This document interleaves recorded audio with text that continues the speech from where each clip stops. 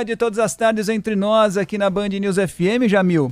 A gente volta a falar sobre a guerra, né? Rússia e Ucrânia, porque por causa de bombardeios russos e ataques russos, mais de 1.000 localidades, mais de 1.000 cidades, milhares de cidades estão sem luz na Ucrânia, sem energia elétrica na Ucrânia, e a situação se complica ainda mais, não é, Jamil? Boa tarde para você. Fábio, boa tarde, Débora, bom te ver também. Boa tarde a todos.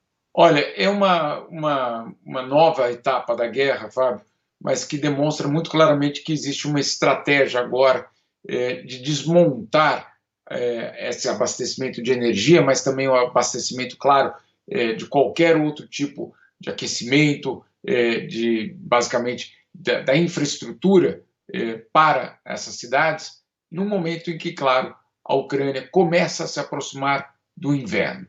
O inverno, que a gente sabe muito bem que na Ucrânia é extremamente duro, Fábio.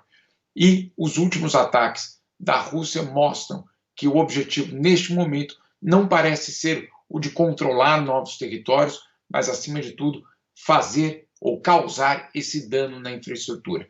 Em 10 dias, na verdade, menos de 10 dias, quase 30% de todas as centrais elétricas da Ucrânia já foram destruídas.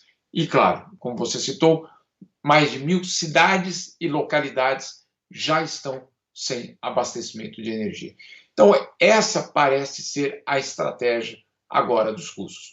Do outro lado, você tem a Ucrânia, que passou a receber treinamento da União Europeia para formar 15.000 soldados ucranianos.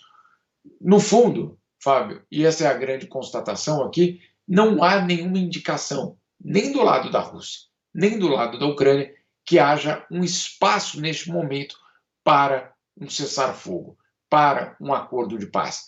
E é isso que deixa a Europa extremamente preocupada.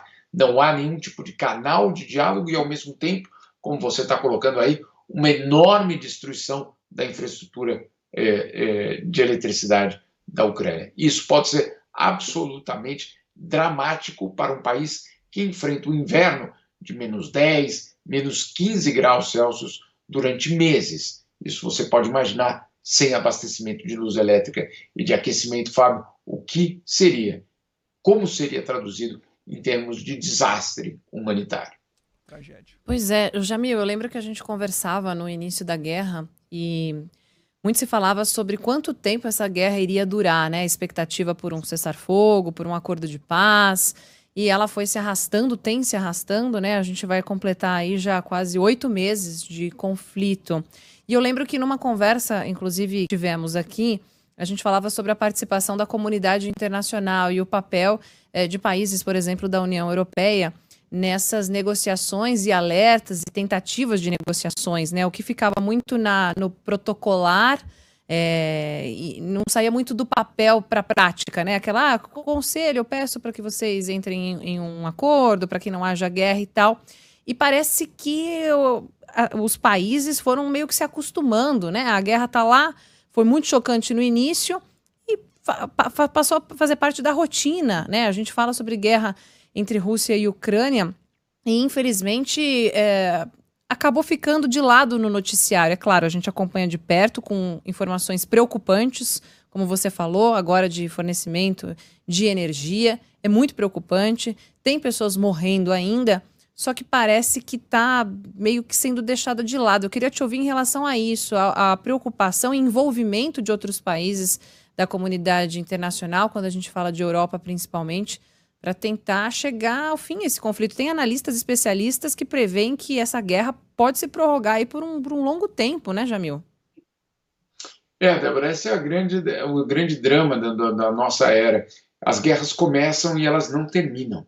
E essa é a realidade. A guerra na Síria, eu não sei se a gente pode dizer que ela já terminou. Faz 10 anos, né, que ela ocorre. Tantos outros conflitos armados pelo mundo que vivem essa situação de não chegar a um final. São poucos os momentos de celebração de acordos de paz. Né? Quando você ouviu falar do último acordo de paz assinado por tropas de ambos os lados? Então, é muito complicado e você tem toda a razão, acaba sendo normalizado. É verdade que aqui na Europa por estarmos aqui tão perto, 1h30 de voo, para você ter ideia, Débora, de Kiev, obviamente tem um outro impacto. Obviamente, a existência de refugiados nas escolas, na vida cotidiana, muda essa constatação. Mas você tem toda a razão em dizer que não parece mais existir uma urgência dos governos em buscar canais para negociar a paz. Isso é o que hoje fica muito claro. Talvez porque os dois lados acreditam que ainda podem ganhar militarmente, né? Do lado russo, isso ainda fica muito claro. Do lado europeu, vamos dizer assim, ocidental, ainda está muito claro que a Rússia não pode ganhar militarmente essa guerra e, portanto, a batalha deve continuar. E, claro, quem sofre, e aí não fica nenhuma dúvida sobre isso, quem sofre é sempre a população civil, sempre. Ô Jamil, voltando um pouquinho no que você disse sobre a estratégia da Rússia, parece realmente claro que a Rússia tem como estratégia minar a energia elétrica da Europa, né? Primeiro, semana passada os russos disseram, duvidamos que a Europa sobreviva a esse inverno sem o gás russo, né? Então, quer dizer, são duas frentes aí. Com relação à Ucrânia, os bombardeios, né? Você vai minar a energia elétrica com a força. E com relação ao restante da Europa, tem a questão do fornecimento de gás, né? Tem a questão dos gasodutos. Então, nessas duas frentes, ao que parece, a Rússia realmente deixa muito claro qual o seu objetivo, né? É isso, Fábio. E, de fato, o que aconteceu? Nos últimos 20 anos, a estratégia europeia foi justamente de integrar a Rússia nesse abastecimento sob a justificativa de que, quanto mais integrada ela estivesse, menor a probabilidade de um confronto, menor a probabilidade de um acirramento, vamos dizer assim, da tensão entre Europa e Moscou. Essa era a aposta, mas não funcionou, porque, de fato, a tensão continuou existindo e hoje quem parece dependente não é a Rússia, e sim a Europa, o mercado consumidor, não o vendedor. Porque o vendedor descobriu que ele podia vender para a Índia, para a China, para a Ásia, e que, claro, poderia continuar lucrando com isso. Muito bem, Jamil Chad, todas as tardes entre nós, aqui na Band News FM, trazendo informações da Europa. Obrigado, Jamil, boa tarde para você. Vamos falar com você, Jamil. Boa tarde, boa tarde.